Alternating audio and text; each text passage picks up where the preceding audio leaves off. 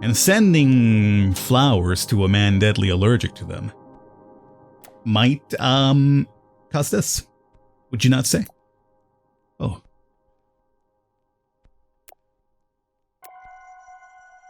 Ooh.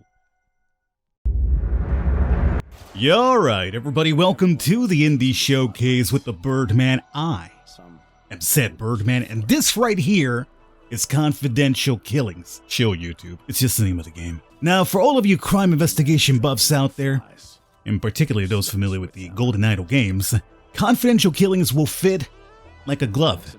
If it doesn't fit, you must acquit. What Confidential Killings offers to you is a very gritty and mature film noir-inspired game in the 70s where each case presented to you to solve is just a piece of an overall puzzle where double dealings, backstabbings, and betrayals are the norm.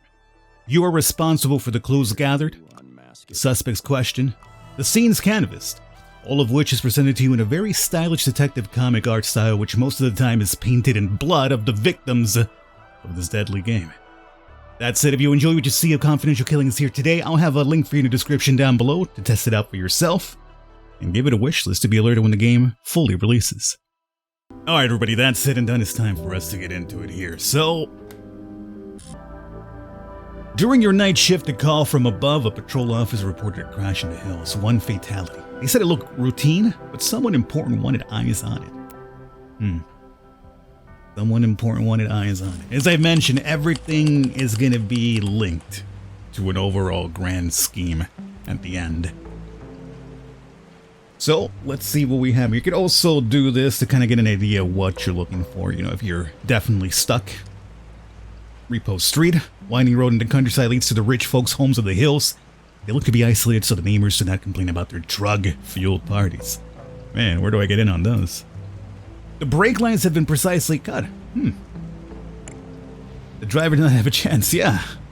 You know what, they might be right about this not being your ordinary accident. What do you got for me, detective? I was coming from my patrol of Mexican Street when I heard a crash. Was he drunk or drugged out of his skull? Standard issue torch, useful for looking during the night. Not wrong. Can I get one of those, by the way? Regular police badge, name on it, David McCart. Seems like he's new to the force. A custom license plate, they don't sell these anymore. That's not how that goes. Or sell these to anyone, I should say. I was like, they don't sell them anymore, really? I'm sure I could probably go out and get myself a custom license plate if I really wanted to. The grime, under the grime it says Bradley. Don't think this dude's alive.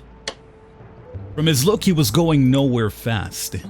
You mean how he is dressed? Because, I mean, he was going pretty fast if he, you know, he wandered up this way is all I'm gonna say.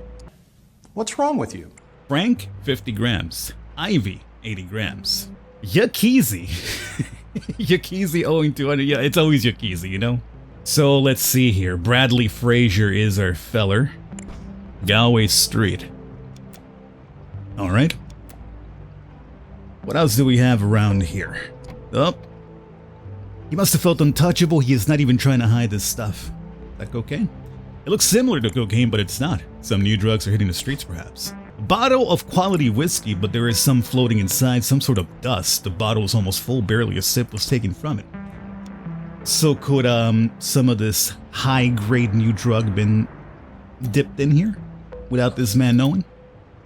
Mix that up with cut brake lines and you might have a problem, I'd say. Alright, so we have everything collected. Let's see what we have here. You are David McCart, I believe is what you were supposed to be. Yes, and this is going to be Bradley Frazier? Unless it's Frazier Bradley, but I think it was Bradley Frazier. Yeah, okay. So, so-and-so died in a so-and-so on... Okay, so I would say, like... What we do know is, Bradley... Frazier? I forgot his name. We can always look back. Bradley Frazier died... Let's leave it this way instead. Died in a car crash. And a car sip. How about that? On repost, right? Could always dip back whenever you need that. Yeah, refresh your mind like I do. Someone, so-and-so, his so-and-so. Someone so-and-so. So yeah, I've been there before. Oh! He was going to sell dust. Gross. We got it. The bluish dust in the whiskey, the brake fluid leaking. It was no accident, although someone tried to make it look like one. Time to talk to the family. Better not run into Vin Diesel in here, you know? What do we have back here? I hope you guys don't mind. I'm going to go through your entire, residential area here. An eclectic array of books. They include Dominic Fraser's Mind and Body, Total Control of the Mind Under Stress. Dominic Fraser, we know of Fraser, we know about Bradley Fraser, or we knew one because he's dead now. So Dominic, somebody related to him. Ezra Monarchs, Murder, the Weakness by Dominic Fraser again. Alright. Who are you, ma'am? Is Bradley really gone? He was the light of my life. Now what does that mean?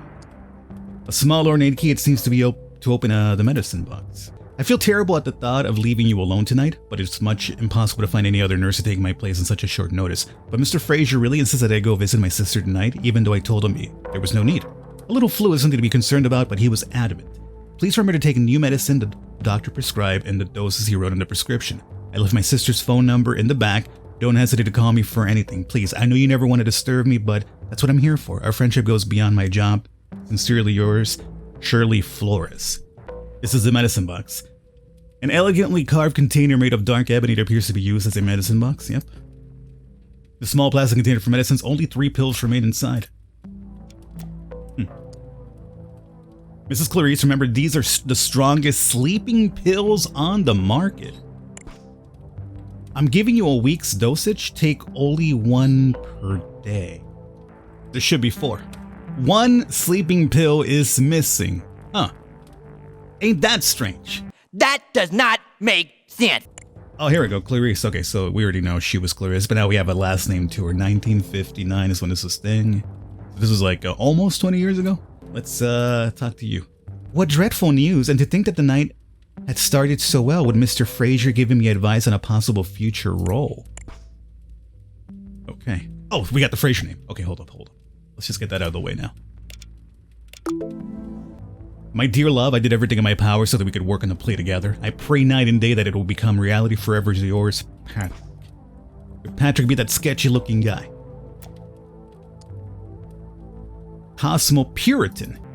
Sabotaging and Seducing, written by Ezra Monarch, based on his best-selling novel Thieves' Romance. Okay, so I was going to say maybe she's Ezra. We're talking about a he. I don't think that's her. Advanced copy. Oh, okay. So Ezra Monarch gave that to her, an advanced copy to Katie Keller, and she was the one getting advice from Dominic Fraser about this. Okay, so you are Katie, whatever. My son's death was tragic and my heart aches for the loss. So yeah, that just confirms what we already suspected. But as I teach in my books, I can't let this tragedy dominate me. Mr. Fraser, I know I have a huge debt of gratitude to you that I will never be able to repay, but for 9 years I worked for you doing everything that was necessary, everything with no complaint. I fixed the roof, I washed the cars, I do the garden, I help my wife with the medicine. Or I help wife with the medicine. I do all. But please, I implore you, let me go. I cannot explain why now. I just need some extra money to find accommodation. Diaz. Mr. Fraser, one of my agents found drugs in the vehicle parked near a roadblock. Its license appeared to be registered in your name. Knowing that you don't drive, and in the name of our shared friendship, I suggest you keep an eye on your son, Inspector Hadley Badman. Oh, this is the guy. I've been here in the garage all night finishing some work. I'm sorry about the boy, but frankly, his head wasn't screwed on right. A large ring keychain with many keys attached to it. It could mean that he does work all around the house. Diaz. This is Diaz. A small key kept separate from the rest. A beautiful sports car in pristine state. It looks like an imported model. It must be incredibly expensive. Enough is enough. I will not do it. Not Sunday, not ever. You've seen what that stuff has done to my sister. I don't want anything to do with it anymore. I'd rather be in federal prison than bring another gram of that poison to you. Pedro. A bottle full of whiskey from an expensive brand. Where have we seen that before? Hey Bradley, have you asked your daddy about his friend Roman? Do it. His reaction will surprise you. A beat-up truck from 3 decades ago. The door has a strange hidden compartment on it, of the kind often seen in smuggling operations. Some items have been left on the dashboard. Hey Grease Monkey, don't you try bailing on me, or I'm going straight to the Federalis. It's a promise. They can't touch me, but they'll have a party with you. Sunday is the day. Be there. Be. Bradley? So Bradley was also using this guy to apparently move drugs then, right? Overdose accident at Neralda Diaz. So, who has access to the vehicles? Who could have possibly cut a brake line? Who has a grudge because of the drugs that led to their sister's demise? His car, vehicle, whatever. There it is.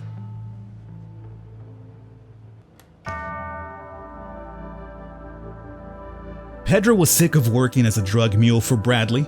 His sister's dead from the very drug he smuggled out of Mexico was the drop that finally spilled the glass. Cornered, Pedro made the wrong choice. Bradley paid the price. Alright, do we have some more? 8 January 1979. This is well after. Oh. So we might, I'm not sure if we're skipping forward, doing a time jump for the premise of a demo, or if this is how it would play in the real game itself. But as you can see now, we have bodies here to deal with now. A bag made of fine leather lies abandoned next to the pool. Monday, 10 to 12 rehearsal, Dennis Miller interview with newspaper, party at Jeffrey's house. Tuesday radio interview, TV interview, important take breathing pills before. Wednesday, meeting with lawyer. Meeting with the writers, Ezra Monarch will be there. 5 p.m. at the club with Augustus Whitney. Should bring the wife. He's a fan. Sabotaging and seducing by Ezra Monarch. Main character parts only.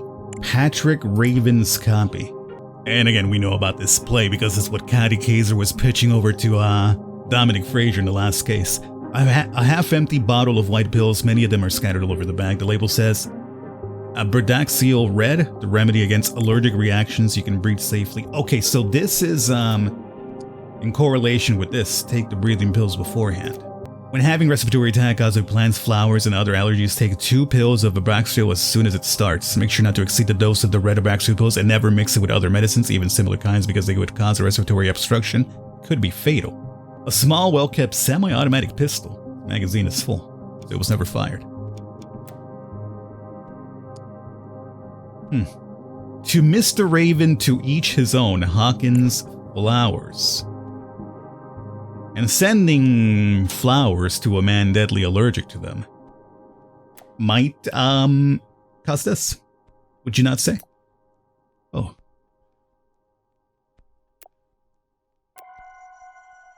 Ooh. Petals from a red flower, yup. Time to go inside. Look. What's happening here?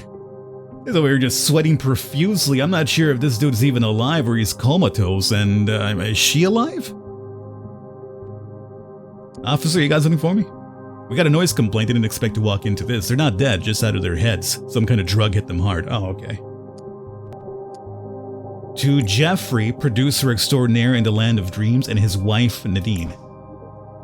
Before I start talking to these individuals, assuming they're even alive, let me go through the items first. Enough drugs. Okay, so this is obviously, reason why they're like this. These people seem to take drugs on a regular basis. Yeah. Welcome to Hollywood, baby. A record by Troy Dixon has been left on the player. The style is scratching its surface. The sides should be swapped, but the resins are too high to notice. Yeah. Big surprise. In their mind, though, they're listening to the greatest music of all time right now. Okay, did we get everything? We start talking to these people? I think so. Start with this guy over here sweating profusely. This man is on a bad trip. Yeah, no kidding.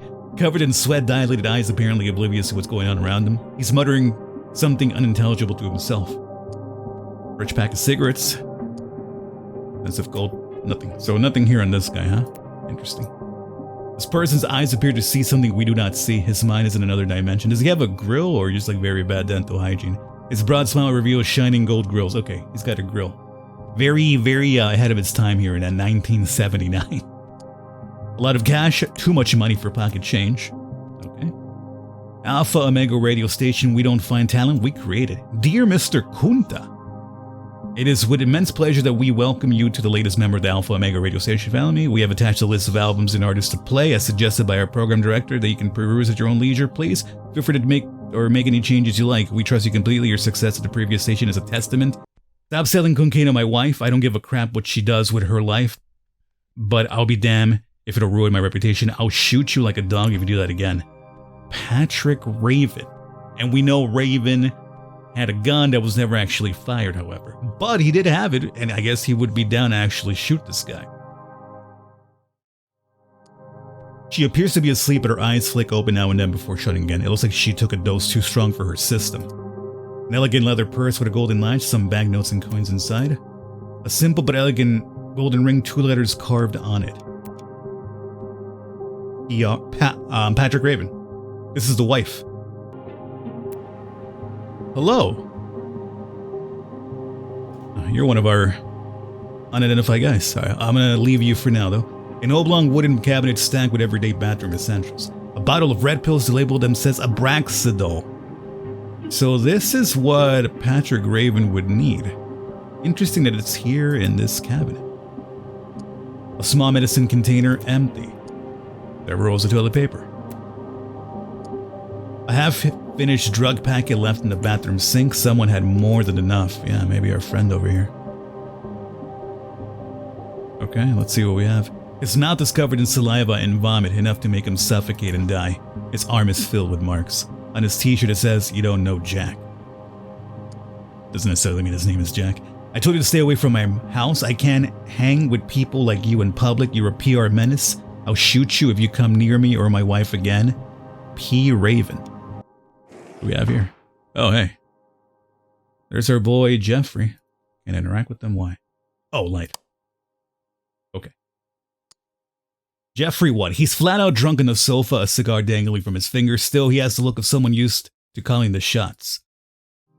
Patrick Raven, keep pills in bathroom for him. Okay, so that's the reason why there were pills here. Grabbing pills. He phoned in to say he'll bring his wife, Ivy Otter. Oh.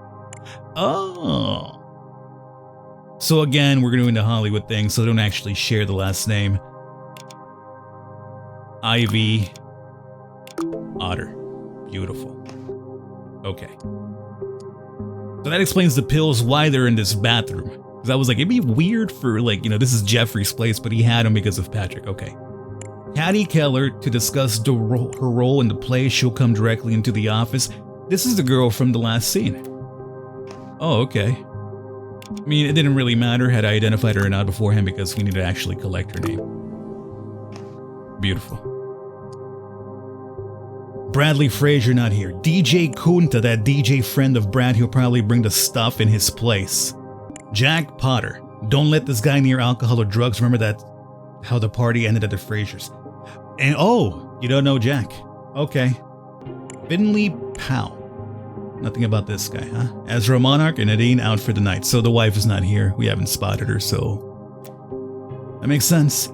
Hey Jeff, you old rascal. Remember that favor you owe me? Now it's my time. Now it's me in need of a hand. I found this actress called Martha, and she's a beauty. She just needs a big break. Mr. Stanowitz. I'm so glad you like my screenplay. So this is him. Jeffrey Stanowitz.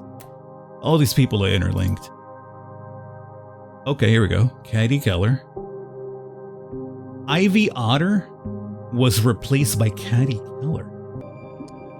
This woman is sleeping peacefully on the sofa. Her breath smells of alcohol. You bitch. First you steal my husband, then my role in the production. I'll get you if it's the last thing I do. Ivy Otter. Patrick Raven's wife. By P. Patrick Raven. It appears to be a very amateurish attempt at poetry. So you know what? Nah, man. It wasn't Kunta that took Patrick Raven out. I think it was the wife herself. Because then, it would be a very specific thing for Kunta, the DJ, to know that Patrick Raven's deadly allergic to this rose shit. Classic red lipstick. Patrick Raven, the handsome teetotaler. No drugs, no alcohol, and Dominic Frazier's teachings. That's my secret, Meet Jakisi, the DJ with the golden smile. There it is, Jakisi Kunta. That's the last one we were missing, too.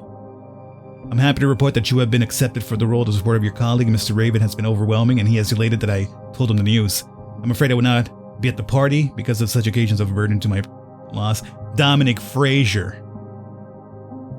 So he also probably had a hand in her getting the role as well. That's the reason why she was at the estate when we were questioning about Bradley's murder.